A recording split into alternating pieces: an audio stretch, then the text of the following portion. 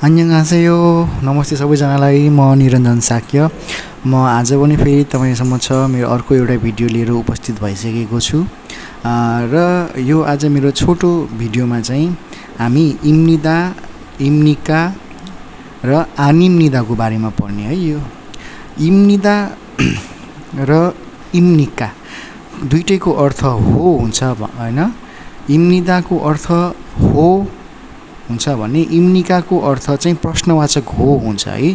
र आनिम्निदाको अर्थ चाहिँ होइन हुन्छ। र आनिम्निदा गर्दाखेरि हामीले नामयोगी जस्तै इ र गाहरुलाई जोडेर हामीले होइनको प्रयोग गर्नुपर्छ है, अथवा आनिम्निदाको प्रयोग गर्नुपर्छ है। र जस्तै मैले डेफिनेसनको रूपमा मैले लेखेको छु, नामसँग हो भनेर भन्दा कर्तासँग जोडेर नाउन प्लस इम्निदाको प्रयोग गरिन्छ भने नाउन प्लस इम्निकाको प्रयोग गरेर प्रश्न सोधिन्छ। र जस्तै इ र गा नामयोगी जोडेर होइन भन्दा इ र गा प्लस इम्निदा प्रयोग हुन्छ भनेर मैले एउटा यहाँ छोटो डेफिनेसन पनि दिएको छु है। र त्यसै गरेर यहाँ हामीले चाहिँ इम्निका र इम्निदाको चाहिँ छोटो एउटा इक्जाम्पल हेरौँ। इम्निका पनि हो तर यो प्रश्नवाचक हो हुन्छ हैन। कुनै कुरा हामीले सोध्दाखेरि हामीले इम्निकाको प्रयोग गर्छौं र त्यसको जवाफमा हामीले हो भन्दाखेरि हामीले चाहिँ इम्निदाको प्रयोग गर्छौं हैन। जस्तै इगसुन मोत इम्निका, यो के हो भनेर हामीले प्रश्न गर्दाखेरि इगसुन छेक इम्निदा भनेर त हामीले इम्निदाको हामीले यसरी प्रयोग गर्छौं हैन। इम्निका हो तर यो चाहिँ प्रश्नवाचक हो भन्दाखेरि त्यो हो को जवाफ हामीले अर्को होमा दिँदाखेरि हामीले इम्निदाको प्रयोग हो भनेर दिन्छौं हैन। जस्तै मोसुल इरुन हाम्निका हैन, के काम गर्नुहुन्छ छनुन हाक्सेङ इम्निदा, म विद्यार्थी हो अथवा हुँ हैन।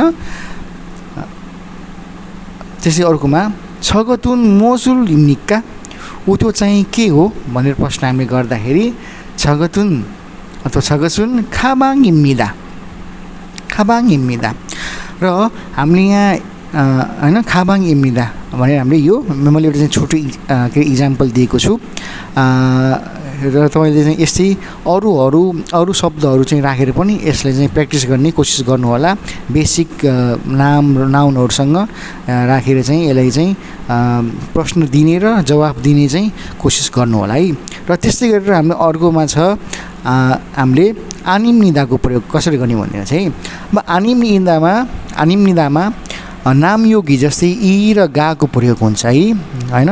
जस्तै अब कुनै पनि नाममा चाहिँ यदि फाच्चिम भएको अवस्थामा त्यसमा इ प्रयोग हुन्छ भने फाच्चिम नभएको अवस्थामा गाको प्रयोग हुन्छ हैन। फाच्चिम भनेको के त तपाईको इन्डिङ कन्सोनेन्ट हैन। अन्तिम व्यञ्जन वर्ण नआएको बेलामा हामीले इ र यसरी अन्तिम व्यञ्जन वर्ण नआएको अवस्थामा हामीले गाको प्रयोग गरिन्छ भने आएको अवस्थामा हामीले इ को प्रयोग गरिन्छ है। अब इ र गा प्लस आनिम्निदालाई हामीले कसरी प्रयोग गर्ने। जस्तै इगसुन छेकी आनिम्निदा, यो किताब होइन हैन। छनुन हाक्सिङी आनिम्निदा, म विद्यार्थी होइन।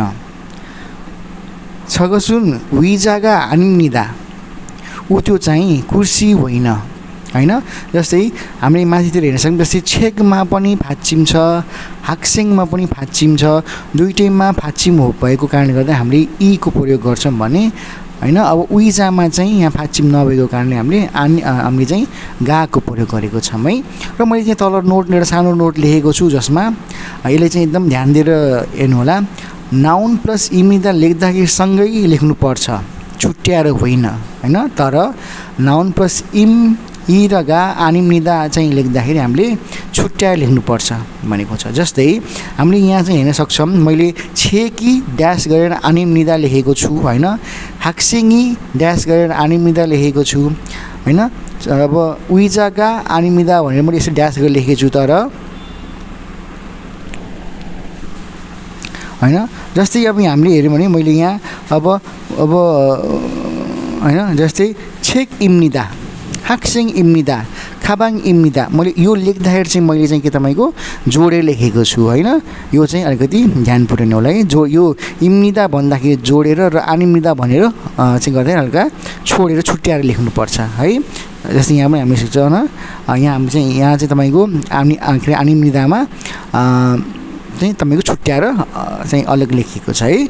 र हस् त यति भन्दै यो म मेरो छोटो भिडियो यही सकाउँछु र के अरे मेरो यो भिडियो हेरेर कस्तो लागिरहेछ भनेर मलाई कमेन्ट गर्नुहोला हैन।